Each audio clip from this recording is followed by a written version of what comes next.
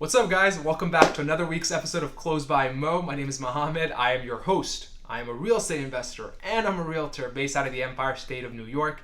This week's episode, we're going to shift gears a little bit. Now, instead of talking about things that benefit only my clients, which are either buyers or sellers, I'm going to talk about a topic that I get asked quite a lot about, especially through the online forums I participate in, which is basically, hey man, what's it like being a real estate agent? Like, what should I know about, before becoming a real estate agent, or what are some of the things I should be doing before I take my real estate exam? What are the, just some very general things that people ask me about what life is like as an agent. Now, I'm not going to talk about my day-to-day or some of the challenges I face daily because that's going to take up like 3 hours at minimum.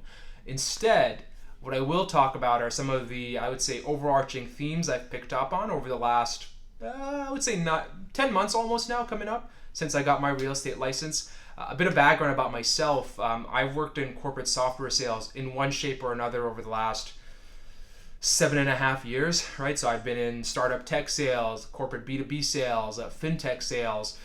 There's a lot of different experiences that I've had, but it's always sort of revolved around sales. Now, the reason I bring that up is because it's given me a lot of perspective when it comes to how I approach my day-to-day as a real estate agent. And I think you guys will be pleasantly surprised at some of the overarching themes, especially more so if you're considering getting your real estate license and actively, using it, not just as a side hustle. So without further ado, let's jump into some of the points that I'm sort of going to be highlighting here. All right, let's do it. Now, one of the first things that I always tell everyone when someone asks me about, hey, what's life like as an agent? Or, hey, I'm thinking about getting my real estate license, what can you tell me?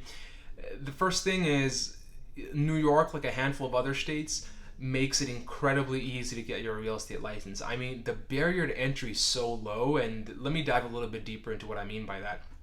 In New York State, along with a couple of other states that I can't really remember, you don't need a high school degree. You don't need a college degree. You don't even need to be a citizen to apply for and take your real estate license exam, right? As long as you have a social security number or a taxpayer identification number and a pulse, you can take that 70 or 75 hour real estate licensing course, apply to take the exam, pass, and boom, you're in business, right? Now, I'm going to dive a little bit deeper into a whole of like whether or not this is really great for the consumer or whether it hurts them or actually benefits them in another video, I promise. But for right now, my mantra is the more competition there is, the better it is for the end consumer. Not so great for the agent because remember, you're in business for yourself, and if there's a lot of other people doing the exact same thing you're doing, then there's going to be more noise for the consumer to be able to pick you. And number two, you have to spend more effort, time, energy, money, whatever it is, to separate yourself from the rest of the noise. So it's a lot more exhausting, to say the least, because the barrier to entry is so low. Now, the second point is that it's very difficult to scale in real estate as an agent unless you're doing right things right. Now, let me tell you exactly what I mean by it's difficult to scale. Let's say, for example, you can close 2 deals a month or 2 deals every 2 months by putting in 50 hours a week. That's a very reasonable number. Now, if let's say you said, hey, I want to close 4 deals or 6 deals, you can't, it's very difficult to sustainably work for 100 hours a week or 150 hours a week because it's physically impossible, right? You need to sleep too. So you can't put in a linear growth in terms of amount of effort and expect that same amount of return. To be able to scale properly, you need to have geometrical return, meaning the amount of input you're putting in needs to drop while the output is going up. So for example, going back to that example I mentioned about the number of hours, let's say if it takes you 50 hours to generate 2 deals, you need to be able to figure out, if you're scaling properly, how to put in 25 hours and still generate 2 deals, if not more deals, right? So your input needs to go down and your output needs to be going up. That's what scale effectively is. It's very difficult to do that as an individual real estate agent. Some of the smartest agents that I know are able to do it in one of 2 ways. Number one, they start their own team, which is basically you have a couple of junior agents working for you and you exchange leads with them. In turn, they host your open houses, they take care of some of the grunt work if it comes to rentals or things like that, and you guys all share like a commission. And of course, the team leader makes most of the money because it's their team and they usually have the biggest and strongest network.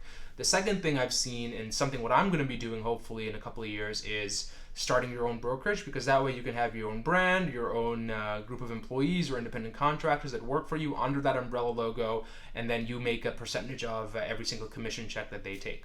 Now, The third thing, which I feel is probably the most important thing, both in real estate as an agent or in general in real estate or in life, I think, is know your why. Why is it that people want to get into real estate? I get that real estate is a very sexy thing. People hear about passive income and side hustle and, oh, I'm going to get my real estate license and do this part-time and close a couple of deals. I always like to dig deeper into understanding what people's whys are, because it helps me figure out whether or not they'll be able to stick it through. I say that because, number one, things will get difficult, right? It's just how life works, right? Nothing is a walk in the park unless you just get your license and literally do absolutely nothing with it and then complain that it's so difficult to find deals. But if you're, being active and getting out there and putting yourself in front of people, it gets extremely difficult because you hear no more than you hear yes. You're going to do hours upon hours of open houses on weekends. You're not going to have a lot of free time, which is the phase that I'm in right now. And probably the harshest thing to hear, you're not going to make any real money for the first 8 to 12 months. So I've been told. I'm working more than I've ever worked in my life, and I'm making less than I've ever made in my life. But I know that I'm really passionate about real estate because I have a very good understanding of what my why is, and my why lays in real estate, right? So I know that by sacrificing in the short term, the long-term rewards are always going to be there because I really enjoy being in real estate. I enjoy doing what I do. And I can't emphasize that enough because, when a lot of junior people or junior agents sort of start getting their license and then they get into a brokerage, they always, at least in my experience, they have this assumption that things are going to be fairly easy and a deal is going to fall in their laps, and that just does not happen. That's why I always tell people, hey, what is your why? Why is it that you actually want to get into real estate? Is it just because of the money? You think you're going to make a couple of quick commission deals and you'll be out of your, on your merry way? In that case, maybe take your extra money and put in the stock market and do something there, because you're going to give up as soon as you hit the first hurdle or the second hurdle. You're going to want to quit right away, and then it's just a waste of your time. Without any other delays there, those are the top 3 things that I've picked up on over the last 8 to 9 months that I've been in real estate. And the key takeaway, again, is always the same, whether it's in real estate or anything else in life, is to know what your why is, because your why is the thing that you're going to corner into, that you're going to back into when the going gets tough. Like I mentioned, I'm making less money than I've ever made. I'm working more than I've ever made, and it's difficult. It's difficult to see that. I would say the first 3 to 4 months were extremely hard because I'm coming from a background where I was making like a 6-figure paycheck, annual paycheck, in software sales, and it was very easy. I just sat behind a computer in an air-conditioned office. Going into being on my feet a lot, being in open houses every single weekend, especially in the summer, sweating like crazy, having to change my shirts once I got back home. It's not an easy pill to swallow. That's why I always recommend people know your why, understand that the barrier to entry is very low, and it's very difficult to scale. So if you're in it for the money, you better make sure you better make sure you got enough in the savings for a long time. With that, guys, thank you so much for tuning in for this week. I hope you guys enjoyed the shorter form here and a little bit more heart-to-heart and open talk. With that, I'm about to sign off, but before I do, guys, don't forget to like and subscribe. Again, I feel like my YouTube algorithm has been getting a little bit better. I get notified that people have been subscribing, so I really appreciate that, and I look forward to seeing you guys again next week. Bye for now.